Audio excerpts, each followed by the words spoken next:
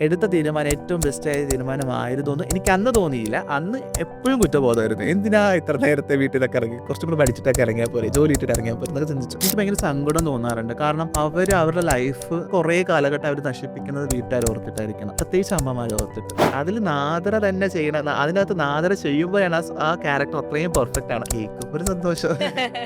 അങ്ങനെ ശപിക്കാൻ കഴിവുള്ള ആൾക്കാരൊന്നും അല്ല ഞങ്ങൾ. നിങ്ങൾ അത് ആദ്യം മനസ്സിലാക്കുക. ഞങ്ങൾക്ക് ശപിക്കാനോ അങ്ങനെ അനുഗ്രഹിക്കാനൊക്കെ ഒരു സങ്കല്പം മാത്രമാണ്, അല്ലാതെ ഞാൻ വിശ്വസിക്കുന്നില്ല ആ വിഷയത്തോട്. ഇങ്ങനെ ഇറങ്ങിയത് തെറ്റായ തീരുമാനമായി പോയി. കാരണം ഒരിക്കലും വീട്ടുകാരുടെ തണലില്ലാതെ എനിക്ക് ജീവിക്കാൻ പറ്റില്ല. അപ്പം ഞാൻ ഭയങ്കര സങ്കടപ്പെട്ടിട്ടുണ്ടായിരുന്നു. അപ്പം ഞാൻ തിരിച്ചു പോയിട്ട് ആ 17ാമത്തെ വയസ്സിലെ നജീബിനോട് പറയുവാണെങ്കിൽ ഞാൻ പറയും, ഏറ്റവും ബെസ്റ്റ് തീരുമാനം നീ ആ 18-ൽ ഇറങ്ങിയത് തന്നെയായിരുന്നു എന്നുള്ളത്. എനിക്ക് തോന്നുന്നു കേരളത്തിനകത്ത് ഇപ്പം ട്രാൻസ് വുമൻസിൽ ഇപ്പം എനിക്ക് തന്നെ വരുന്ന പ്രപ്പോസലൊക്കെ നോക്കുമ്പോൾ എനിക്ക് മനസ്സിലാവാറുണ്ട് അക്സെപ്റ്റ് ചെയ്യുന്ന ഇത്ര പേരുണ്ടെന്നുള്ളത്. പിന്നെ വിവാഹം കഴിക്കാനൊക്കെ എന്തോരം ആൾക്കാരാന്നുള്ളതാണ്.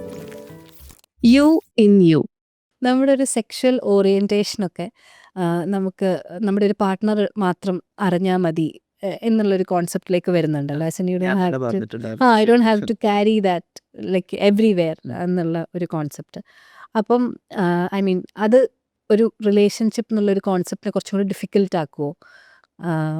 അതായത് ഒരു പാർട്ട്ണറെ ഇപ്പം നമുക്ക് നാച്ചുറലി ഉള്ള ഒരു ഇതല്ലാതെ എന്താണ് നമുക്ക് അറിയില്ല, what is your sexual orientation എന്നറിയാതിരിക്കുമ്പോൾ അത് കുറച്ചും കൂടി ഡിഫിക്കൽട്ട് ആക്കുന്ന പോലെ തോന്നും. അതോ അതാണ് അങ്ങനെയാണ് വേണ്ടത്?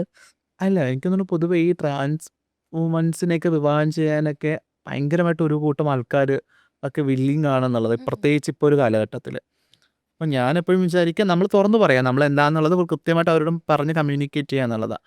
പിന്നെ ഫിസിക്കൽ കണ്ടീഷനൊക്കെ ആണെങ്കിൽ ഓഫ് കോഴ്സ് ഫീമെയിൽ ബോഡിയൊക്കെ പോലെ തന്നെയാണ് ഒരു ട്രാൻസ് വുമൻ്റെ ബോഡി.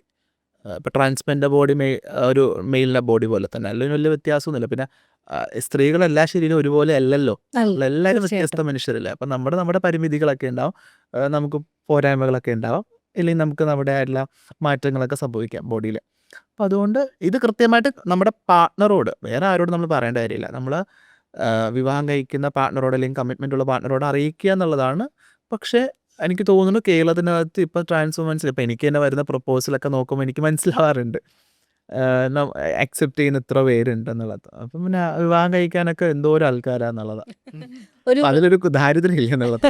ഒരു റൊമാൻറ്റിക് റിലേഷൻഷിപ്പിനെ കുറിച്ച്, മാരേജിനെ കുറിച്ചൊക്കെ എന്താണ് നാദ്രയുടെ എൻ്റെ ഒരു കറൻറ്റ്ലി ഞാനൊരു റിലേഷനിലാണ്. ഓക്കെ? അപ്പം വിവാഹത്തിനോടൊക്കെ എനിക്ക് കുറേ ടൈം വേണം.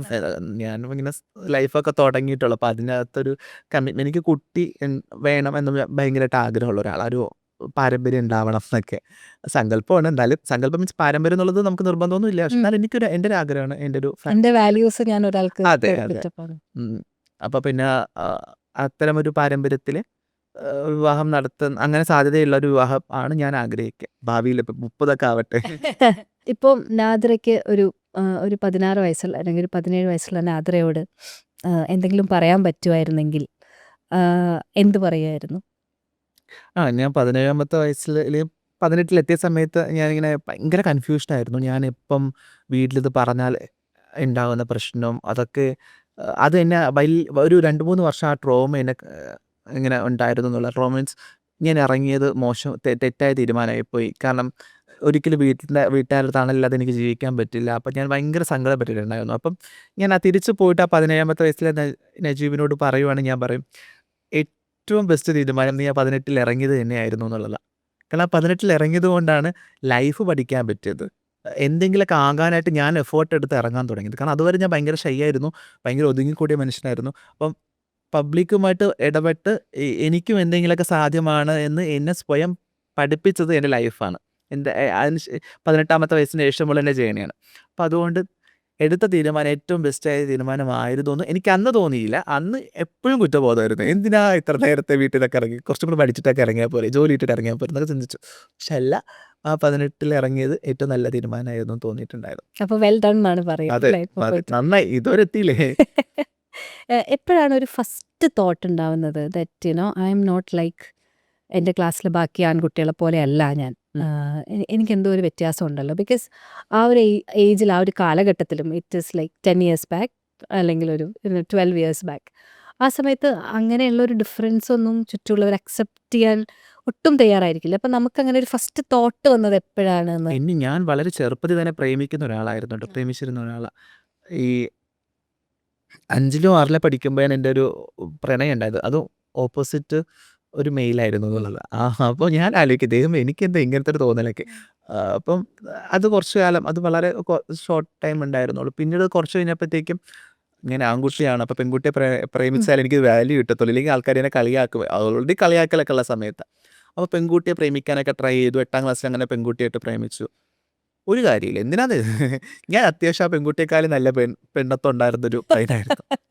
എന്നെ ആൾക്കാർക്ക് ഭയങ്കര ഇഷ്ടമായിരുന്നു കേട്ടോ. ഓക്കെ. എനിക്കെന്തോ അന്നത്തെ ഒരു ഫിസിക്ക് കാരണം മുടിയൊക്കെ ഉണ്ട്.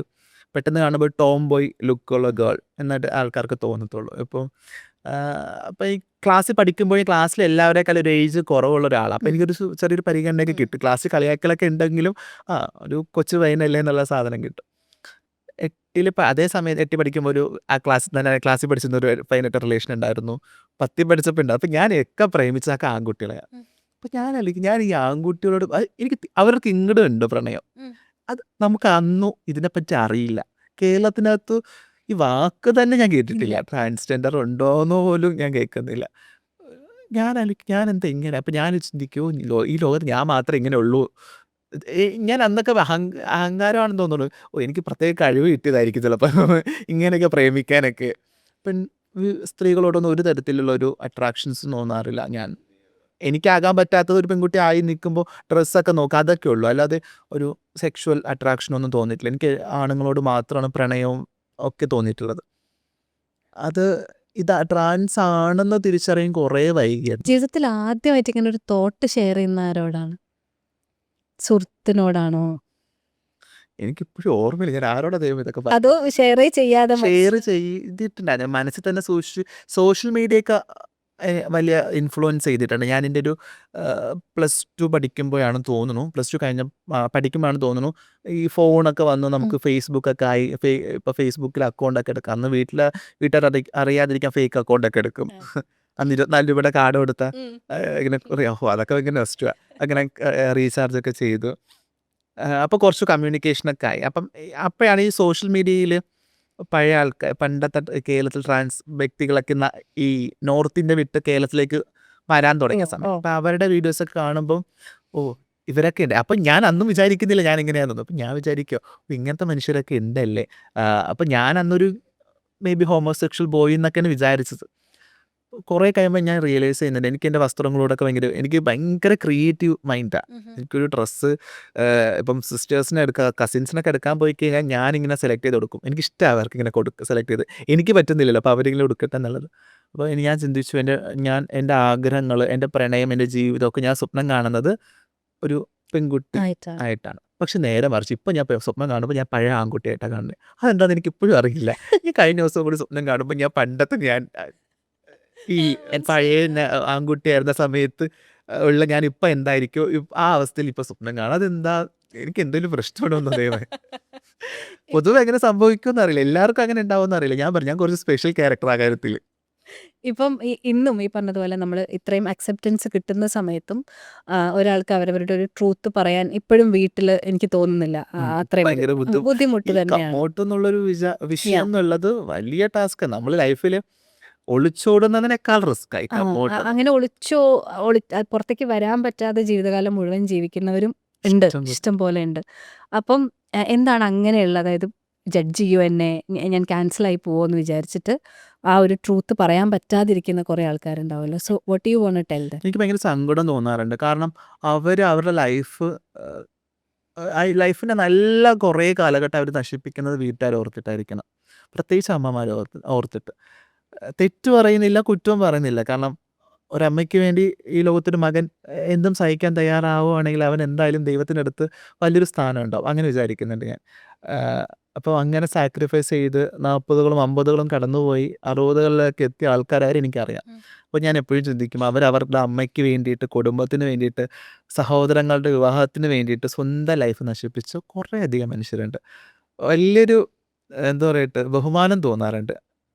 ഇത്രയും മനുഷ്യർക്ക് വേണ്ടി സ്വന്തം ലൈഫ് കളഞ്ഞല്ലോ അവർ. കളഞ്ഞെന്ന് മീൻസ് എനിക്ക് കളഞ്ഞതായിട്ട് തോന്നാം. പക്ഷെ അവർ സ്വപ്നം കണ്ട ലൈഫ് ഒരു പക്ഷെ അവർക്ക് അടുത്ത ലൈഫ് ജന്മത്തിൽ കിട്ടട്ടെ. അടുത്ത ജന്മത്തിൽ അവർ സ്ത്രീയായിട്ട് തന്നെ ജനിക്കട്ടെ എന്നുള്ളതാണ്. ഇപ്പോൾ ഇത് ഇങ്ങനൊരു തോട്ട് വന്നു തുടങ്ങിയവരുണ്ടാവുമല്ലോ, എന്ത് ചെയ്യും എന്നറിയാതെ നിൽക്കുന്നവർ. ഇന്ന് സാധ്യത കൂടുതലല്ലേ നമുക്ക്. എനിക്കൊക്കെ ചാൻസ് കൂടുതലായിരുന്നു. എനിക്ക് മുന്നേ വന്നവർക്കാണ് ആ സാധ്യത ഇല്ലാതെ പോയത്. കാരണം അവർ പറഞ്ഞാലുണ്ടാകുന്ന പ്രശ്നം വലിയ പ്രശ്നം. കാരണം അവർ കേരളത്തിനകത്ത് ഒരിക്കലും ചിന്തിക്കാൻ പാടില്ലാത്തൊരു കാലഘട്ടത്തിലാണ് അവർ ചിന്തിക്കുന്നത് ഇങ്ങനെയൊക്കെ ആകണമെന്ന്. പക്ഷെ അവർക്കത് സാധ്യതയില്ല. കാരണം അവർക്ക് ചൂണ്ടിക്കാണിക്കാൻ ഒരു മനുഷ്യനില്ല, വ്യക്തിയില്ല. കാണിച്ചാലൊക്കെ തന്നെ റോങ് ന്യൂസുകൾ മാത്രമേ നമുക്ക് അന്നുള്ളൂ. തട്ടിച്ചു, വെട്ടിച്ചു, ബെഗ് ചെയ്തു, കാശ് പിടിച്ച് പറിച്ചു എന്നൊക്കെയുള്ള ആ കഥകളെ കേട്ടിട്ടുണ്ടാവുള്ളൂ. പക്ഷെ ഇന്ന് ഇപ്പോൾ പറഞ്ഞ പോലെ പുതിയൊരു കുട്ടി വരുമ്പോഴത്തേക്ക് അവർക്ക് ചൂണ്ടിക്കാണിക്കാൻ എന്തോ ഒരു മനുഷ്യരാ. Yeah. പലരും എൻ്റെ പേരൊക്കെ പറയാറുണ്ട്. അതൊക്കെ കേൾക്കുമ്പോൾ ഞാൻ വിളിക്കുന്ന ആദര ചേച്ചി അതങ്ങനെയാണ്. കാരണം നമ്മളൊരു ഇൻസ്പിറേഷനായിട്ട് ഒരു കൂട്ടം ആൾക്കാർക്ക് തോന്നുന്ന രീതിയിലേക്ക് എത്തിയിട്ടുണ്ടെങ്കിൽ ഇനി വരുന്ന കുട്ടികൾക്ക് വലിയ ബുദ്ധിമുട്ടൊന്നും ഇല്ലാതെ ജീവിക്കാനായിട്ടുള്ള സാധ്യതയുണ്ട്. പിന്നെ നമ്മുടെ മെൻറ്റാലിറ്റി, നമ്മുടെ ജനറേഷൻ നമുക്ക് മീൻസ് ഈ ഇപ്പം ഉണ്ടാകുന്ന ഒരു യങ് ജനറേഷൻ ഉണ്ടാകുന്ന കുട്ടികൾക്ക് ഇങ്ങനെ സംഭവിച്ചാൽ ഇപ്പോൾ നമുക്ക് ബോധമുള്ളതുകൊണ്ട് കുഴപ്പമില്ല. എൻ്റെ മോനല്ലേ, ഞാൻ സഹിച്ചാൽ പോരെ, അല്ലെങ്കിൽ ഞാൻ അറിഞ്ഞാൽ പോരെ, അവൻ്റെ ഇഷ്ടത്തിന് ജീവിച്ചോട്ടെ, അവൻ്റെ ഇഷ്ടത്തിനുള്ള ആളെ കെട്ടിക്കോട്ടെ എന്നൊക്കെ നമ്മൾ ചിന്തിക്കും. പാരന്റ്സിനാണ് കുറച്ചും കൂടെ അവയർനെസ് കൊടുക്കേണ്ട അങ്ങനെ തോന്നിയിട്ടുണ്ട്. തോന്നിയിട്ടുണ്ട്. പാരൻസിനാണ്. കാരണം ഇപ്പം കുറച്ച് എഡ്യൂക്കേറ്റഡ് ആയിട്ടുള്ള പാരൻസ് ആയതുകൊണ്ട് വലിയ പ്രശ്നമില്ലാതെ ഇവർക്ക് അറിയാം സയൻറ്റിഫിക്കലി ഇതിനൊരു സയൻറ്റിഫിക്കൽ വശവും കൂടി ഉണ്ട് എന്നുള്ളതാണല്ലോ. അപ്പോൾ ആ സയൻറ്റിഫിക്കലുള്ള കാര്യങ്ങളെ പറ്റി കൃത്യമായിട്ട് പാരൻസിന് അറിയാം എന്നുള്ളത്. എന്നെക്കാൾ നന്നായിട്ട് അറിയുന്ന കുറേ പാരൻസ് ഉണ്ട്. What is your relationship with God? അതായത് ഇപ്പോൾ പറഞ്ഞു എന്നോട് ഞാൻ മതം പ്രാക്ടീസ് ചെയ്യുന്ന ഒരാളല്ല, പക്ഷെ ഞാൻ മതത്തിൽ ഒരുപാട് വിശ്വാസമുള്ള, മതത്തിൽ പറയുന്ന കാര്യങ്ങളൊക്കെ വിശ്വസിക്കുന്ന ഒരാളാണ്. അപ്പോൾ what is your connection with God? മരിക്കുമ്പം ഷഹാദ കലിമ ചൊല്ലി മരിക്കണം എന്ന് വലിയ ആഗ്രഹമുള്ള ഒരു മനുഷ്യനാണ് ഞാൻ. മരിക്കുമ്പോൾ ഞാൻ എപ്പോഴും പറയും, ഞാൻ ഇത് എൻ്റെ വളരെ അടുത്ത സുഹൃത്തുക്കളോട് പറഞ്ഞ കാര്യമാണ്. എന്തായാലും വേണ്ട, ഓക്കെ, മരിക്കുമ്പം ഒരു മുസ്ലിമായിട്ട് തന്നെ മരിക്കണം എന്ന ആഗ്രഹം ഉണ്ടായിരുന്നു. അതിനുള്ള എഫേർട്ട് എടുത്തു, അത് സക്സസ് ആയിട്ടുണ്ട്. കാരണം മരണശേഷം ഞാൻ ഏത് പള്ളിയിലാണോ ഉള്ളത് ആ പള്ളിയിൽ അടക്കം ചെയ്യണം എന്നുള്ള ആഗ്രഹം ഉണ്ടായിരുന്നു. കർമ്മങ്ങളോടുകൂടി ഒക്കെ ആഗ്രഹമുണ്ട്. ഞാനൊരു മുസ്ലിമായിട്ട് തന്നെ മരിക്കണം എന്നുള്ള വലിയൊരു ആഗ്രഹമുണ്ട്. എന്താണ് ദൈവത്തിന് എങ്ങനെയാണ്? കാരണം ഞാൻ കുട്ടിക്കാലത്തെ പ്രാക്ടീസ് ചെയ്തിട്ടുണ്ട്. ഞാൻ നന്നായിട്ട് ഖുർആൻ ഓതുമായിരുന്നു. നന്നായിട്ട് പള്ളിയിൽ പഠിക്കുമ്പോൾ ഉസ്താദ് എപ്പോഴും പറയും, നജീബ് ഖുർആൻ ഓതുന്ന കേൾക്കാനൊരു ഒരു ഭംഗിയുണ്ടെന്ന് പറയും. കാരണം എനിക്ക് എൻ്റെ ഫെമിനിൻ വോയിസ് ആയിരുന്നു അന്ന്, അതുകൊണ്ടായിരിക്കാം. അപ്പം എനിക്ക് തോന്നുന്നു വളരെ അടുപ്പമുണ്ടായിരുന്നു പള്ളിയും ഇസ്ലാമും ഒക്കെ ആയിട്ട്. അപ്പം അതുകൊണ്ട് മതത്തിലിട്ടൊരു കളി ഉണ്ടായിരുന്നില്ല. എപ്പോഴും ആൾക്കാർ ചോദിക്കും പൊട്ട് വെച്ച് തരട്ടെ എന്ന് ചോദിക്കും. ഞാൻ പറയും വേണ്ട. കാരണം ഉമ്മ എപ്പോഴും പറയുന്നൊരു കാര്യമാണ്, നീ പൊട്ട് മാത്രം വെക്കരുത്. ഉമ്മാക്കും വളരെ പേഴ്സണലി താല്പര്യമില്ല. അത് കൾച്ചർ, ഇത് വിശ്വാസം കൊണ്ടല്ല. പക്ഷെ നേരെ മറിച്ച് ഞാൻ ഒരു ഡ്രസ്സ് അത് ആവശ്യപ്പെടുകയും സ്റ്റൈലിസ്റ്റ് അത് പറയുന്നുണ്ട്, ക്യാരക്ടർ അത് ആവശ്യപ്പെടുന്നുണ്ടെങ്കിൽ ഉറപ്പായിട്ട് വെക്കുന്നതിൽ പ്രശ്നമില്ല. അല്ലാതെ പൊതു ലൈഫിൽ എൻ്റെ ഇരിക്കുമ്പോൾ ഇല്ല പൊട്ടുണ്ടാവാറില്ല എന്നുള്ളത്. എന്താണ് ഇപ്പോൾ ഉമ്മയായിട്ടുള്ള റിലേഷൻ? ബിക്കോസ് ഉമ്മയാണെങ്കിലും മനസ്സോടെ റിജക്റ്റ് ചെയ്യേണ്ടി വന്നെങ്കിലും പിന്നീട് അതിനേക്കാളും സ്നേഹത്തോടു കൂടി അക്സെപ്റ്റ് ചെയ്തു. ഇപ്പോൾ നാദർ തന്നെ സംസാരിച്ചപ്പോൾ പലതവണ, അതായത് ഉമ്മയ്ക്ക് വേണ്ടി സാക്രിഫൈസ് ചെയ്യുന്നത് ഒരു വലിയ കാര്യമാണെന്ന് വിചാരിക്കുന്നുണ്ട്. ഫാമിലി കൂടെ ഉണ്ടാവുക എന്നുള്ളതാണ് ഒരു മനുഷ്യൻ്റെ ഏറ്റവും വലിയ സ്ട്രെങ്ത് എന്ന് വിചാരിക്കുന്നുണ്ട്. അപ്പോൾ എന്താണ് ഉമ്മയായിട്ടുള്ള ഇപ്പോഴത്തെ ഒരു റിലേഷൻ? ബിക്കോസ് എല്ലാം അറിഞ്ഞ് എല്ലാം മനസ്സിലാക്കി അവർക്കും ഇതൊരു പുതിയ കാര്യമാണ്. സോ എങ്ങനെയാണത്? ഞാൻ ഈ അൾട്ടിമേറ്റ്ലി ഞാൻ ജീവിക്കുന്നത് വീട്ടുകാർക്ക് വേണ്ടിയിട്ടാണെന്ന് വിചാരിക്കുന്ന ഒരാളാണ്. ഉമ്മ എന്നുള്ളത് എനിക്ക് വേണ്ടി കുറേ സഹിച്ച ഒരു വ്യക്തിയാണ്. എന്നുവെച്ചാൽ എനിക്ക് ഇനിയും സഹിക്കാൻ തയ്യാറായിട്ടുള്ള ഒരു വ്യക്തിയാണ്. വീട്ടുകാരുടെ മുന്നിൽ, ഉമ്മയുടെ ഫാമിലിക്കകത്ത്. ഉമ്മ ഭയങ്കര ഓർത്തഡോക്സ് കാസർഗോഡിയനാണ്. അപ്പോൾ അവിടെ നിന്നൊക്കെ വരുന്ന ഒരു വ്യക്തിയാകുന്ന സമയത്ത് അവിടെ നിന്നുണ്ടാകുന്ന എനിക്ക് എപ്പോഴും ഭയങ്കര അഭിമാനമുള്ള കാര്യമാണ്. ഞാനില്ലാത്തൊരു സമയത്ത്, ഞാൻ വീട്ടിൽ അക്സെപ്റ്റഡ് അല്ലാത്തൊരു സമയത്ത് പോലും കുടുംബക്കാരും ഡിസ്കസ് ചെയ്ത സമയത്ത് എന്നെന്തോ പറഞ്ഞപ്പോഴത്തേക്കും അത് അവൻ്റെ ഇഷ്ടമില്ല, അത് അവൻ ഇഷ്ടത്തിന് ജീവിച്ചാലും എൻ്റെ അടുത്തേക്ക് വന്നാൽ അവൻ എൻ്റെ മോനാണ്, ഞാൻ അവനെ നോക്കും എന്ന് പറഞ്ഞൊരു ഉമ്മയാണ് എനിക്ക്. ഞാൻ ഉമ്മയുടെ മോനാട്ടോ. ഞാനത് മരിക്കുന്നവരെ അങ്ങനെ തന്നെ ആയിരിക്കും. ഞാൻ എപ്പോഴും പറയുന്നൊരു കാര്യമാണ്. വീട്ടുകാരെന്നെ എങ്ങനെയാണോ കണ്ടത് അത് തന്നെയാണ് അംഗീകരിച്ച് മുന്നോട്ട് പോകുന്നതാണ് എനിക്കിഷ്ടം. എൻ്റെ വീട്ടിൽ ഇപ്പോഴും എൻ്റെ പഴയ പേരാണ് വിളിക്കുന്നത്. ഞാൻ തിരുത്താറില്ല അവരെ. ഞാൻ എപ്പോഴും ലുലുമാളിലൊക്കെ പോകുമ്പോൾ ഇങ്ങനെ ഉറക്കെ വിളിക്കാനൊക്കെ ശ്രമിക്കും മോളെന്നൊക്കെ. ഞാൻ പറയും എന്തിനെത്ര കഷ്ടപ്പെടുന്നത്, എന്നെ എല്ലാവർക്കും അറിയാം. പിന്നെ ഓഫ് കോഴ്സ് എൻ്റെ പേര് പിന്നെ എല്ലാവർക്കും അറിയാം കേട്ടോ. ഞാൻ പണ്ട് ഈ ലെറ്റർ എഴുത ബിഗ് ബോസിൽ ലെറ്റർ എഴുതിയ സമയത്ത് എന്ന് സ്വന്തം നജീബ് എന്ന് എഴുതിയത് വളരെ അറിഞ്ഞുകൊണ്ടാണ്. കാരണം കേരളത്തിനകത്ത് ഞാനിങ്ങനെ പറയുമ്പോൾ എനിക്ക് പിന്നീട് ഉണ്ടാകുന്ന ബുദ്ധിമുട്ട് എനിക്ക് അറിയാം എങ്കിൽ പോലും ഞാൻ അങ്ങനെ അറിയപ്പെട്ട ഒരാളാണ് ഒരു സമയത്ത്. നാദിറയുടെ ജീവിതത്തിന്റെ ഭാഗമാണ് അത്. ആ പേര് അത് ഞാൻ അഭിമാനിക്കേണ്ട കാര്യമില്ല. കാരണം ഒരു കാലത്ത് ഞാനത് സന്തോഷത്തോടുകൂടി കേൾക്കുകയും വിളിച്ചാൽ തിരിഞ്ഞു നോക്കുന്ന ഒരാളാണെങ്കിൽ പിന്നീട് അത് മറക്കേണ്ട കാര്യമില്ലല്ലോ. ഞാനത് ഇവിടെ എത്ര പേർക്ക് ഡബിൾ പേരുള്ളതല്ലേ. നേരം പക്ഷെ പുതുതായിട്ട് പരിചയപ്പെടുന്ന ഒരാളെ അങ്ങനെ വിളിക്കുന്നതിലൊരു താല്പര്യമില്ല. പക്ഷെ വീട്ടുകാരും പഴയ അടുത്ത അത്ര ശീലിച്ചു പോയവർ അങ്ങനെ അങ്ങനെ വിളിച്ചതിൽ തെറ്റൊന്നുമില്ല. അപ്പം അങ്ങനെ വീട്ടിലൊക്കെ പഴയ പേര് വിളിക്കുകയും അങ്ങനെ വളരെ സ്നേഹമുള്ളൊരു കുടുംബമാണ്. എൻ്റെ വളരെ ചെറിയ ഫാമിലിയാണ്. സന്തോഷവും ഈ സങ്കടമൊക്കെ വന്നാൽ ഈക്വലി ഷെയർ ചെയ്യുന്ന ഒരു നല്ലൊരു കുടുംബം. ഇപ്പോൾ പൊതുവെ തന്നെ സ്ത്രീകൾക്ക് ഹോർമോൺ ഒരു അമിതഭാരം തന്നെയാണ് ആസ് ഇൻ ലൈക്ക് യുനോ. അപ്പോൾ ഒരു ഹോർമോൺ തെറാപ്പിയിലൂടെയൊക്കെ കടന്നു പോകുമ്പോൾ ചിലപ്പോൾ അതിലും കൂടുതൽ അനുഭവിക്കേണ്ടി വരും. അപ്പോൾ അങ്ങനെ എന്തെങ്കിലും എനിക്ക് ഈ ഹോർമോൺസിൻ്റെ ഒരു ബുദ്ധിമുട്ട് വലുതാണ്. ആ. നമ്മൾ ഹോർമോൺസ് ഫിസിക്കലി ഇല്ലാത്തൊരു ചേഞ്ചിന് വേണ്ടിയിട്ട് പ്രിപ്പയർ ചെയ്യുന്ന സമയത്ത് വലിയൊരു ശാരീരികമായിട്ടൊരു വലിയൊരു പ്രിപ്പറേഷൻ വേണം ആ വിഷയത്തിൽ. ദൈവം സഹായിച്ച് എൻ്റെ ഉള്ളിൽ എനിക്ക് ഫീമെയിൽ ഹോർമോൺസ് അത്യാവശ്യം കൂടുതലുള്ളതുകൊണ്ടായിരിക്കാം ഓ. വലിയ ബുദ്ധിമുട്ടൊന്നും ഇല്ലാതെ അങ്ങ് കടന്നു പോകുന്നു എന്നുള്ളത്. ഞാൻ ഹെൽത്തിയാണ്. ആ. ചില ആ, ബിഗ് ബോസിലെ Big Boss ടാസ്ക് കണ്ടപ്പോൾ yes, മനസ്സിലായി yes, ഞാൻ yes. ഓടും ചാടും ഒക്കെ ചെയ്യും, ഹോർമോൺ എടുക്കുന്നുണ്ട്. അതെന്തുകൊണ്ടെന്ന് വെച്ചാൽ ഉള്ളിൽ തന്നെ ഒരു ഫീമെയിൽ ഹോർമോൺസിന് എണ്ണത്തിലെ കൗണ്ടിലോ കൂടുതലുള്ളത് കൊണ്ടായിരിക്കാം. മനുഷ്യരില്ലേ, അപ്പോൾ ആണുങ്ങൾക്ക് പെണ്ണുങ്ങൾക്കൊക്കെ വ്യത്യാസം അതെ വരില്ലേ? അതെ അതെ. ചിലർക്കൊക്കെ ഗേൾസിനൊക്കെ ചില സമയത്ത് ഹെയർ ഗ്രോത്ത് പിന്നെ ഒക്കെ പിന്നെ ഉണ്ടാവില്ലേ? അത് ഹോർമോണിൻ്റെ വ്യത്യാസം. വലിയ ബുദ്ധിമുട്ടുകളൊന്നും എനിക്കങ്ങനെ ഹെയർ ഒന്നും ഇങ്ങനെ വരാറില്ല. എൻ്റെ കൈയൊക്കെ എപ്പോഴും കാണുമ്പോൾ ആൾക്കാർ പറയും, ഓ പെണ്ണുങ്ങളെക്കാളും ഭംഗിയാന്ന് പറയും കൈയും കാലൊക്കെ കാണാനായിട്ട്.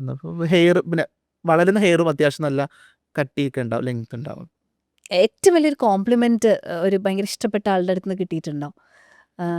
സൗന്ദര്യം ഐ മീൻ കിട്ടിയതിൽ ഏറ്റവും സ്പെഷ്യൽ ഏതാണ് കിട്ടിയിട്ടുണ്ടാവും ഒബ്വിയസ്ലി. വളരെ ഒരു ഫേമസ് ആയുള്ള ഒരു ആക്ടർ, ഞാൻ പേര് പറയുന്നില്ല, അതിൻ്റെ പുള്ളിയുടെ ഒരു പ്രൈവസി വെച്ചിട്ട് നിങ്ങളൊരു സമയത്ത് കാണുന്ന സമയത്ത് എൻ്റെ അടുത്ത് വളരെ ക്യൂരിയസ് ആയിട്ട് കുറേ കാര്യങ്ങൾ സംസാരിച്ചപ്പോഴത്തേക്ക് ഞാൻ വളരെ ഡീറ്റെയിൽ ആയിട്ട് പറഞ്ഞു കൊടുത്തിട്ടുണ്ട്.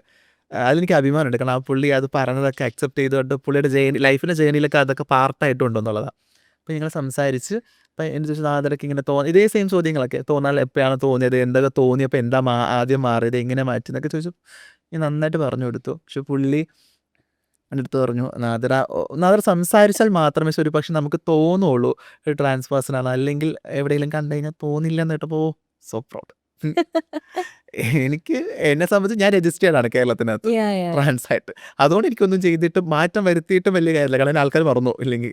അപ്പോൾ പിന്നെ ഞാൻ വളരെ മിനിമൽ കാര്യങ്ങൾ ചെയ്യും. ശബ്ദം കൊണ്ട് ഞാൻ ശബ്ദം എനിക്ക് എപ്പോഴും തോന്നുന്നു ചിലർ വന്നിട്ട് വളരെ കൂളായിട്ട് ഇങ്ങനെ താഴ്ത്തി സംസാരിക്കും, ആ ഹലോ പറഞ്ഞോളൂ അങ്ങനെയൊക്കെ പറയും. പക്ഷെ എനിക്ക് അങ്ങനെയല്ല, ഞാനൊക്കെ കീറിയിട്ടുണ്ട് ബിഗ് ബോസിൽ കിടന്ന്. എൻ്റെ വോയിസിൻ്റെ വോളിയം എത്രത്തോളം പോകുന്ന ഒരാൾക്കാർക്ക് അറിയാം. അപ്പോൾ ഒന്ന് ശബ്ദം മാറ്റി സംസാരിച്ചാൽ അപ്പോൾ പറയുമോ വേണ്ട നാദരായിട്ട് സംസാരിച്ചാൽ മതി. കാരണം ഞാൻ ലേറ്റസ്റ്റ് ഒരു സീരിയൽ ചെയ്തിട്ടുണ്ടായിരുന്നു. അപ്പോൾ സീരിയലിനകത്ത് ഞാൻ എനിക്ക് ഡബ് ചെയ്തിട്ടുണ്ട്. അപ്പം ആൾക്കാരിങ്ങനെ പറയുന്നു നാദർ തന്നെ ഡബ് ചെയ്താൽ മതിയായിരുന്നു, കാരണം അങ്ങനെ കേൾക്കാൻ. ഭരണമാസിൽ സെയിം അവസ്ഥ. ഭരണമാസിൽ ഞാൻ ശിവേനോട് ചോദിച്ചു, ശിവേട്ട നമുക്ക് ഈ ഡബ് ചെയ്തൂടെ, കാരണം എൻ്റെ വോയിസ് എനിക്ക് ഒട്ടും താല്പര്യമില്ല, കാരണം ഒരു ബേസ് കൂടുതലാണ് എൻ്റെ വോയിസിന്. പറഞ്ഞു ഇല്ലല്ല അതിൽ നാദര തന്നെ ചെയ്യണം, അതിനകത്ത് നാദര ചെയ്യുമ്പോഴാണ് ആ ക്യാരക്ടർ അത്രയും പെർഫെക്റ്റ് ആണ്. കേൾക്കുമ്പോൾ ഒരു സന്തോഷം. അതല്ല വേറെ സുഴലില് ചെയ്തിട്ടില്ലേ? ഞാൻ സുഹേല് ഞാൻ അതിൻ്റെ മലയാള വെർഷനിൽ ഞാനാണ് അഞ്ജലിക്ക് ഡബ് ചെയ്തത്. അപ്പോൾ അവർ വോയിസ് ടെസ്റ്റ് ഒക്കെ എടുത്തപ്പോൾ ഞാൻ ആലോചിക്കുക, ഇവരെ വിളിച്ചു വോയിസ് ടെസ്റ്റ് എടുത്തത് നാദര ചെയ്ത് നോക്കുന്നത്. അപ്പോൾ അവർ സെയിം ആർട്ടിസ്റ്റിനൊക്കെ വെച്ച് കുറേ ആൾക്കാർ വെച്ച് ചെയ്ത് നോക്കി. ഫൈനലായിട്ട് പറഞ്ഞു നാദര എന്നെ ചെയ്താൽ മതി. ഞാൻ സുഹേല് അത്ര വലിയ ബഡ്ജറ്റ് ഒരു വെബ് സീരീസിനകത്ത്. പിന്നെ ഇപ്പോൾ ഈ ഒരു കമ്മ്യൂണിറ്റിയെ കുറിച്ച് സംസാരിക്കുമ്പോൾ എന്തുകൊണ്ട് കമ്മ്യൂണിറ്റിയെ കുറിച്ച് സംസാരിക്കുന്നു എന്ന് വെച്ചാൽ അത് ഏറ്റവും വാലിഡ് ആയിട്ട് പറയാൻ പറ്റുന്ന ഒരാളടുത്ത് വേണം നമ്മളത് സംസാരിക്കാൻ എന്നുള്ളതുകൊണ്ടാണ് ആ ക്വസ്റ്റ്യൻസിലേക്ക് എപ്പോഴും ഇങ്ങനെ വരുന്നത്. അതായത് കമ്മ്യൂണിറ്റിക്ക് ഒരു പർട്ടിക്കുലർ സിസ്റ്റം ഉണ്ടല്ലോ. നമ്മൾ അവിടെ ചെല്ലുമ്പോൾ നമുക്ക് വേറൊരു മമ്മി ഉണ്ടാകുന്നു, അവിടെ കുറേ ചടങ്ങുകൾ ഉണ്ടാകുന്നു. അപ്പോൾ ഇതൊക്കെ സാധാരണ ഇത് അത്ര പരിചയമില്ലാത്ത ആൾക്കാരെ സംബന്ധിച്ച് വളരെ സ്ട്രെയിഞ്ച് ആയിട്ടുള്ള കാര്യങ്ങളാണ്. അപ്പോൾ നമ്മളെപ്പോഴും പറയും നമ്മൾ സിസ്റ്റത്തിനകത്ത് നിന്ന് സിസ്റ്റത്തിൽ കുറേ കാര്യങ്ങൾ ചേഞ്ച് ചെയ്യണം എന്ന് പറയും. അങ്ങനെ എന്തെങ്കിലും കാര്യങ്ങൾ ചേഞ്ച് ചെയ്യണം എന്ന് തോന്നിയിട്ടുണ്ടോ? ഏതെങ്കിലും തരത്തിൽ എംപവർ ചെയ്യണം അവരെ? എന്താണ് കേരളത്തിലെ ആൾക്കാരെ വെച്ച് എനിക്ക് ഭയങ്കര അഭിമാനമുണ്ട് ആ കാര്യത്തിൽ. കാരണം നോർത്ത് ഇന്ത്യയിലൊക്കെ വെച്ച് നോക്കുമ്പോൾ നമുക്ക് ഒരു തരത്തിലും അംഗീകരിക്കാൻ പറ്റാത്ത കൾച്ചറാണ് ചില സമയത്ത്. മക്കളായിരിക്കുന്നവർ അമ്മയെ നോക്കണം, അമ്മയ്ക്ക് സാമ്പത്തികമായിട്ട് ലാഭമുണ്ടാക്കി കൊടുക്കണം, അതിനായിട്ട് പണിയെടുക്കണം, അതിനായിട്ട് എടുക്കേണ്ട പണി ഒട്ടും ആഗ്രഹിക്കാത്ത മോശപ്പെട്ട പണിയാകാം. പക്ഷെ കേരളത്തിനകത്ത് അതില്ല. എനിക്ക് ഭയങ്കര സന്തോഷം ഉണ്ടായിരുന്നില്ല, കാരണം നോർത്ത് ഇന്ത്യയിലെ ഏറ്റവും നല്ല വശങ്ങൾ അവിടെ നിന്ന് കൊണ്ടുവന്ന് ഇവിടെ ഇംപ്ലിമെന്റ് ചെയ്ത ആൾക്കാരാണ് കേരളത്തിലെ കൾച്ചർ ഫോളോ ചെയ്യുന്നവർ. കാരണം ഒരു അമ്മ മകൾ റിലേഷൻ ഇവിടെ ഉണ്ട്, പലർക്കും അമ്മ എനിക്ക് അടക്കമുണ്ട്. പക്ഷെ അതിനകത്ത് സാമ്പത്തികമായിട്ട് ഒന്നും കൊടുക്കണ്ട, വാങ്ങണ്ട. പിന്നെ മാത്രമല്ല ഒരു ഫാമിലി ഉണ്ടാക്കുന്നുണ്ട്, സഹോദരങ്ങൾ ഉണ്ടാവുന്നു, അവർക്ക് മക്കളുണ്ട്. അപ്പോൾ ഒരു ഫാമിലി ഒക്കെ ഉണ്ടാവും, ഫാമിലി ഗ്രൂപ്പൊക്കെ ഉണ്ടാവും വാട്സാപ്പിലൊക്കെ. പിന്നെ അതിലൊരു സർജറി ചെയ്യുന്ന സമയത്ത് ആ കുട്ടിയെ ഹെൽപ്പ് ചെയ്യുന്നു. അവർക്ക് വേണ്ടിയിട്ടുള്ള കാര്യങ്ങൾ ചെയ്തു കൊടുക്കുന്നു. അവരുടെ 40ാമത്തെ ദിവസം ഈ പ്രായപൂർത്തിയാകുന്ന പെൺകുട്ടികൾക്ക് ചെയ്യുന്ന പോലത്തെ ഒരു ചടങ്ങുണ്ട്, ജൽസ ചടങ്ങ്. അപ്പോൾ ആ ചടങ്ങ് ചെയ്തു കൊടുക്കുന്നു. അതൊക്കെ ഒരു വ്യക്തിയുടെ സന്തോഷത്തിന് വേണ്ടിയിട്ട് ബാക്കിയുള്ളവരുടെ ഒരു ശ്രമവും കൂടിയാണ്. അപ്പോൾ അതിൻ്റെ നല്ല വശങ്ങൾ കേരളത്തിൽ ഫോളോ ചെയ്യാറുണ്ട്. പിന്നെ വിശ്വാസമുള്ളവർ അതിനെ കഠിനമായിട്ട് ഇപ്പോൾ ദൈവമൊക്കെ ഉണ്ട്. ഞാനൊക്കെ ഇതൊക്കെ ഞാൻ കാണാനും ഒക്കെ ഞാനിതിന് പങ്കെടുക്കാനൊക്കെ പോകാറുണ്ട്. എനിക്കിഷ്ടമാണ്. ഒരു ഗ്യാതറിങ്ങിൽ ഒരു ഗെറ്റ് ടുഗദർ ഒക്കെ ആയിട്ട് ഫീൽ ചെയ്യാറുണ്ട്. പിന്നെ ഇതുവരെ എൻ്റെ കണ്ണിൽ അങ്ങനെ മോശപ്പെട്ട അവസ്ഥയിലേക്കൊക്കെ പോയിട്ടില്ല. പക്ഷേ ഈ നോർത്ത് ഇന്ത്യയിൽ നിന്ന് കുറച്ച് പേര് ഇവിടെ മൈഗ്രേറ്റ് ചെയ്ത് കേരളത്തിൽ വരുന്നുണ്ട് ഇപ്പോൾ. അങ്ങനത്തെ കുറച്ച് വീഡിയോസ് ഞാൻ തന്നെ കാണാറുണ്ട്. കൊച്ചിയിലൊക്കെ അവർ ഈ ആലുവ ഭാഗത്ത് വരുമ്പോൾ അവരൊക്കെ താമസിക്കാറുണ്ട്. പക്ഷെ അവരിവിടെ വന്നിട്ട് ആ നോർത്ത് ഇന്ത്യൻ കൾച്ചർ ഈ എന്തെങ്കിലും പറഞ്ഞ് രണ്ടാമതിന് ഈ വസ്ത്രം പൊക്കി കാണിക്കുന്ന എനിക്ക് ഇത്രയും ദേഷ്യമുള്ള വേറെ വിഷയമില്ല. അങ്ങനെ ശപിക്കാൻ കഴിവുള്ള ആൾക്കാരൊന്നും അല്ല ഞങ്ങൾ. നിങ്ങൾ അത് ആദ്യം മനസ്സിലാക്കുക. ഞങ്ങൾക്ക് ശപിക്കാനോ അങ്ങനെ അനുഗ്രഹിക്കാനൊക്കെ ഒരു സങ്കല്പം മാത്രമാണ്. അല്ലാതെ ഞാൻ വിശ്വസിക്കുന്നില്ല ആ വിഷയത്തോട്. പക്ഷെ അത് ഈ നോർത്തിന് വന്ന് ഇവിടെ വന്ന് ഇങ്ങനെയൊക്കെ കാണിക്കുമ്പോൾ ട്രെയിനിലൊക്കെ ചില സമയത്ത് ഇവിടുത്തെ ട്രെയിനുകളിൽ ഇവരെ കാണേണ്ടി വരുമ്പോൾ വലിയ ബുദ്ധിമുട്ടാണ്. അത് എങ്ങനെയെങ്കിലും അവസാനിപ്പിക്കാൻ പറ്റുക അത്രയും നല്ലത്. കാരണം അത് നമ്മളെ ബാധിക്കുന്നു എന്നുള്ളത് അവർ വിചാരിക്കും. നാട്ടുകാർക്ക് അറിയില്ലല്ലോ അതും ഹിന്ദിക്കാരാണെന്ന്. അവർ വിചാരിക്കുന്നു ഇവിടുത്തെ ആൾക്കാർ ഒരിക്കലും ഹിന്ദിക്കാരാ. ആ ഹിന്ദിക്കാർ ഇവിടെ വന്നിട്ട് കാണിക്കുന്ന കോപ്രായങ്ങളോടൊക്കെ ഭയങ്കരമായിട്ട് ഒരു ദേഷ്യമൊക്കെ എനിക്കുണ്ട് എന്നുള്ളത്. ഇപ്പം ഇവിടെയുള്ള ആൾക്കാർ തമ്മിലുള്ള ഒരു സപ്പോർട്ട് സിസ്റ്റം പറഞ്ഞല്ലോ. എത്ര ഇമ്പോർട്ടൻ്റ് ആയിരുന്നു നാദ്രയുടെ ജേർണിയിൽ ആ ഒരു സപ്പോർട്ട് സിസ്റ്റം? വലിയൊരു സ്പേസ് ഉണ്ടായിരുന്നു. കാരണം എനിക്ക് അങ്ങനത്തെ പോലെ ഒരു അമ്മയുണ്ടായിരുന്നു, സഹോദരങ്ങളുണ്ടായിരുന്നു, അവരുടെയൊക്കെ സപ്പോർട്ട് ഉണ്ടായിരുന്നു എന്നൊക്കെ ഉള്ളത്. അപ്പോൾ എൻ്റെ ഒരു ലൈഫിനെ പറഞ്ഞു. ഞാനിപ്പോൾ കുറേ വർഷങ്ങൾക്ക് ശേഷം കഴിഞ്ഞ ദിവസം ഇതുപോലത്തെ ഒരു ചെറിയൊരു ചടങ്ങിൽ ഞാൻ ട്രിവാൻഡ്രത്ത് പങ്കെടുക്കാൻ പറ്റി. ഞാനിപ്പോൾ ഇങ്ങനെ ആലോചിക്കുകയായിരുന്നു. എനിക്ക് എൻ്റെ ലൈഫിൽ അങ്ങനത്തെ ചടങ്ങുകളുടെ സാധ്യത ഇല്ലായിരുന്നു എന്നുള്ളത്. ഞാൻ മേ ബി ഒരു മുസ്ലിം കൾച്ചറിലുള്ള ആളായോണ്ടായിരിക്കാം. പക്ഷേ നോർത്ത് ഇന്ത്യയിൽ വന്ന ഈ കൾച്ചറിന് മുസ്ലിം സ്വഭാവം കൂടുതലാണ്. സലാം പറയുക, ഷോൾ ഇടുക, തറയിലിരിക്കുക, അങ്ങനെയൊക്കെ ഒരു മുസ്ലിം കൾച്ചറിൻ്റെ ഒരു ഫോളോ അപ്പ് അവിടെ ഉണ്ട് എന്നുള്ളതാണ്. പക്ഷെ അപ്പം അങ്ങനെ ചോദ്യം എന്തായിരുന്നു? അതെ, എങ്ങനെയാണ് നാദ്രയുടെ ജേർണിയിൽ? അപ്പം ഞാൻ കനസു ചടങ്ങിൽ പങ്കെടുത്തപ്പം എനിക്ക് ഭയങ്കര ഇത് തോന്നി. കാരണം ഞാൻ ഇതുവഴിയൊക്കെയാണല്ലോ വന്നിട്ട് എനിക്ക് വരുമ്പോൾ ആൾക്കാരൊക്കെ ഭയങ്കര സ്നേഹവും, പണ്ടത്തെ ആൾക്കാരൊക്കെ തന്നെയാണ് വളരെ സ്നേഹവും ഒരു ചേർത്ത് പിടിക്കൽ കുറച്ചും കൂടി പവർഫുൾ ഉള്ളതുപോലെ എനിക്ക് തോന്നിയിട്ടുണ്ടായി. നാദ്രയുടെ ഏറ്റവും വലിയൊരു ഡ്രീം എന്താണ്? എനിക്ക് സിനിമ അഭിനയിക്കുക എന്നുള്ളത് എൻ്റെ ലൈഫിൽ അൾട്ടിമേറ്റ് ആയിട്ടുള്ള ലക്ഷ്യം എന്നുള്ളത്. ഞാൻ എപ്പോഴും പറയാറുണ്ട്, നിങ്ങൾ നാദ്രയ്ക്ക് വിളിക്കുമ്പോൾ ചിലപ്പോൾ നിങ്ങൾ ചിന്തിക്കുന്നത് നാദ്രയ്ക്കൊക്കെ അത്യാവശ്യം സ്പേസ് കൊടുക്കണ്ടേ? വേണ്ട, വളരെ കുഞ്ഞു ക്യാരക്ടറാണെങ്കിലും എനിക്കതിലൊരു ജീവനുണ്ട്. ഒരു ചെറിയ 2 സീനൊക്കെ ആണെങ്കിൽ പോലും അതിനൊരു സ്വഭാവമുണ്ട് എന്ന് മനസ്സിലാക്കുന്നുണ്ടെങ്കിൽ ഉറപ്പായിട്ടും ബ്രാക്കറ്റ് ഇല്ലാത്തൊരു വേഷം എന്ന് പറയുമ്പോൾ ഒരിടത്തും പറയുന്നില്ല ട്രാൻസ് പേഴ്സൺ ആണെന്നൊന്നും പറയാത്തൊരു വേഷമൊക്കെ ആണെങ്കിൽ ഉറപ്പായിട്ടും എനിക്ക് ചെയ്യുന്നതിൽ ഒരു തെറ്റുമായിട്ട് കാണുന്നില്ല. നിങ്ങൾ അതിലായിട്ട് വിളിക്കുക. അങ്ങനെ സിനിമകളുടെ ഭാഗമായിട്ട് നിൽക്കുക എന്നുള്ളതാണ്. Where do you see yourself after 10 years? 10 വർഷം കഴിഞ്ഞാൽ ഞാൻ എങ്ങനെ എവിടെയായിരിക്കും എന്നാണ് വിചാരിക്കുന്നത്? സ്വപ്നം കാണുമ്പോൾ നമുക്ക് ഞാൻ എന്തായാലും നാട് വിട്ട് പോകത്തില്ല. ഇവിടെ തന്നെ ഇന്ത്യ വിട്ടൊന്നും പോകാനൊന്നും അങ്ങനെ സെറ്റിലായിട്ട് പണ്ടൊക്കെ ആഗ്രഹം ഉണ്ടായിരുന്നു കേട്ടോ. ഞാനിങ്ങനെ സിനിമ എൻ്റെ ലൈഫിലെ സ്വപ്നമായിരുന്നില്ല. ഞാൻ ട്രാൻസ് പേഴ്സൺ ആയിട്ട് പോലും ഞാൻ ആദ്യ സിനിമയിൽ പോലും കള്ളം പറഞ്ഞ് അഭിനയിക്കുന്നത്. അങ്ങനെ വലിയ സത്യമൊക്കെ ഉണ്ട്. ആദ്യ സിനിമ ഞാൻ ചെയ്യുന്നത് ഫ്രീഡം ഫൈറ്റ്, ജിയോ ബേബി സാറിൻ്റെ. അപ്പം അതിൽ കുഞ്ഞിലെയാണ് അസംഘടിതരിൽ ഞാൻ ഒരു വേഷം ചെയ്തിട്ടുണ്ട്. അപ്പോൾ അതിനകത്ത് കാസ്റ്റിംഗ് കോളിൽ ഇങ്ങനെ ഇട്ടിട്ടുണ്ടായിരുന്നു 30 വയസ്സായിരിക്കണം, കോഴിക്കോട് ഭാഷ അത്യാവശ്യം നന്നായിട്ട് സംസാരിക്കാൻ അറിയണം. ഇത് രണ്ടും എനിക്കതില്ലായിരുന്നു. എനിക്കന്ന് ഇല്ല, എനിക്ക് അന്ന് 20 അങ്ങാണ്ട് ഉണ്ടായിരുന്നുള്ളൂ. അന്ന് കുറച്ചധികം വർഷം മുന്നേ ഇല്ലേ, കോവിഡിന് മുന്നേ. അതെ, ഇപ്പം 20 വയസ്സും അങ്ങാണ്ട് ഉള്ള സമയത്താണ് ഞാൻ ഇത്ര ഏജ് ആയിട്ടുണ്ട്. കോഴിക്കോട് പക്ഷെ അറിയാം, കാസർഗോഡായിരുന്നു വീട്. കാസർഗോഡ് ഉമ്മ ജനിച്ചു എന്നേ ഉള്ളൂ. ഉമ്മ ജനിച്ചു വളർന്ന സ്ഥലമെന്നുള്ള എനിക്കൊരു ബന്ധമില്ല, എപ്പോഴും പോയി വരുന്നതല്ലാതെ. അപ്പം ഞാൻ അങ്ങനെ പറഞ്ഞു, ഒരു സ്ക്രീൻ ടെസ്റ്റ് ഒക്കെ നടത്തിയപ്പം ഓക്കെ എന്ന് തോന്നിയപ്പോൾ ആ പടം അഭിനയിച്ചു. പിന്നെ ഇതൊക്കെ തന്നെ. അപ്പം അങ്ങനെ ഒരു സിനിമ സ്വപ്നം കാണുന്ന ഒരു അവസ്ഥയിലേക്ക് ഇല്ലെങ്കിൽ വന്ന ഒരാളല്ല, യാദൃശ്ചികമായിട്ട് സിനിമ വരികയും സിനിമയിലേക്ക് എത്തിയപ്പോൾ കൊള്ളാലോ പണി, എന്നെ കൊണ്ടും പറ്റും എന്നുള്ളൊരു ഒരു സ്വപ്നം കണ്ട് എന്നെയും കൊണ്ട് സാധിക്കും എന്നുള്ളൊരു സാധ്യത കണ്ടിട്ടാണ് ഞാനിങ്ങനെ സിനിമയെ പറ്റിയൊക്കെ പറയാനും സംസാരിക്കാനൊക്കെ തുടങ്ങിയത്. അപ്പം അങ്ങനെ ഒരു കുഴപ്പമില്ല, ഒരു 6-7 സിനിമകൾ ഇപ്പോൾ ഇതുവരെ ചെയ്തു എന്നുള്ളത്. ഞാൻ കുറേ പടമൊന്നും ചെയ്യാൻ ഇങ്ങനെ ആഗ്രഹിക്കുന്നില്ല, എന്നാൽ പോലും വളരെ കുറച്ചാണെങ്കിലും നല്ല ക്യാരക്ടറുകൾ ചെയ്യാൻ പറ്റും. എനിക്ക് ഇതുവരെ ചെയ്ത ക്യാരക്ടറൊക്കെ ഞാൻ ഭയങ്കര ഹാപ്പിയാണ്. 10 വർഷം കഴിയുമ്പോൾ ഒരു സംസ്ഥാന അവാർഡോ നാഷണൽ അവാർഡോ ഒക്കെ വാങ്ങി ഇരിക്കുന്ന ഒരു നാദിറെ. നടിയോ അന്നൊരു നാദിറയ്ക്കൊരു പാരലൽ ബിസിനസ്സൊക്കെ ഉണ്ടാവാൻ ചാൻസ് എനിക്ക് ഭയങ്കര ആഗ്രഹമുണ്ട് കേട്ടോ. ഒരു ബിസിനസ്സും സംരംഭം കൂടെ തുടങ്ങും. തുടങ്ങി അതിൻ്റെ ഒരു പണിയെടുക്കുക വെച്ചാൽ എനിക്ക് ഈ പണിയെടുക്കാൻ ഭയങ്കര മടിയാ. ആഹാ. പ്രാക്ടിക്കലി എനിക്ക് വർക്ക് ചെയ്യാൻ ഭയങ്കര മടിയാ. ഓക്കെ. എൻ്റെ നടത്തിക്കാൻ ഇഷ്ടമാണ്. നടത്തിക്കാൻ ഭയങ്കര ഞാൻ ഭയങ്കരമായിട്ട് ഈ കൺട്രാക്ട് അടിക്കുന്ന അതാണ് ഇങ്ങനെ കാര്യം പറഞ്ഞു കൊടുക്കാനായിട്ട്. അപ്പം എനിക്ക് അതിൽ കൂടുതൽ ഒരു ആഗ്രഹവും ഇല്ല. എനിക്കിങ്ങനെ ഇരുന്ന് ഫോൺ വിളിച്ച് ഇല്ലെങ്കിൽ നേരിട്ട് പോയിട്ട് അത് ചെയ്ത് ചെയ്യുന്നൊക്കെ പറഞ്ഞു കൊടുക്കാൻ ഇഷ്ടം. അപ്പോൾ അതുകൊണ്ട് അത് എനിക്ക് എന്താണെന്നറിയില്ല, മടിയുടെ ഉസ്താദാ. ഈ വളരെ തമാശയായിട്ട് പറയുകയാണെങ്കിൽ രാത്രി വാഷ്റൂമിൽ പോകാനായിട്ട് മുട്ടിയാൽ പോലും രാവിലെ പോവാം എന്ന് വിചാരിക്കുന്ന ആളാണ് ഞാൻ. എൻ്റെ അടുത്ത് ഏതെങ്കിലും പണിയെടുക്കാൻ വേണ്ടി പറഞ്ഞ് കുക്കിംഗ് ഒന്നും ഒരിക്കലും ഞാൻ ചെയ്യില്ല. ഞാനിപ്പോൾ ഒരു റിയാലിറ്റി ഷോയിൽ ഉണ്ട് എന്നുള്ളതാണ് ഏറ്റവും വലിയ ഓക്കെ. കോമഡി. ഞാനൊരു റിയാലിറ്റി ഷോയിൽ സെലിബ്രിറ്റി കിച്ചൺ മാജിക് എന്നുള്ള ഒരു കൈലി ചാനലിലെ ഷോയിലുണ്ട്. ആ ഷോയിൽ പോലും ഞാൻ ആലോചിക്കുക ഇദ്ദേഹം ഇവർ എന്ത് കണ്ടിട്ട് എന്നെ വിളിച്ചതെന്ന് അറിയില്ല. പക്ഷേ ഗ്യാസ് എങ്ങോട്ട് തിരിക്കണമെന്ന് പോലും അറിയാത്ത രണ്ടുപേരാ അല്ല ടീം. ഞാനും വിഷ്ണു ജോഷി. ഓ, ഓക്കെ ഓക്കെ ഓക്കെ. പക്ഷേ രസകരമായിട്ടൊരു എൻ്റർടൈൻമെൻറ്റ് ഷോ. അപ്പം അങ്ങനെ അത്രയും മടിയുള്ള എനിക്കാണ്. അതുകൊണ്ട് ഞാൻ അങ്ങനെയാണ് കാണുന്നത് അതെ 10 years. ബിസിനസ്സൊക്കെ തുടങ്ങി. അപ്പം റാപ്പ് ചെയ്യുന്നതിന് മുന്നേ you in you, what is the you in you? എന്താണ് നാദിറയ്ക്ക് അകത്തുള്ള ഒരു നാദിറ എന്ന് ചോദിച്ചാൽ? ഞാൻ ഭയങ്കര സെൻസിറ്റീവാണ്. ഞാൻ പെട്ടെന്ന് വിഷമം വരുന്ന, പെട്ടെന്ന് പേടിക്കുന്ന ഒരാളാണ്. എന്നെയൊക്കെ പേടിപ്പിച്ച് ഞാൻ നന്നായിട്ട് പേടിക്കും. ഉം.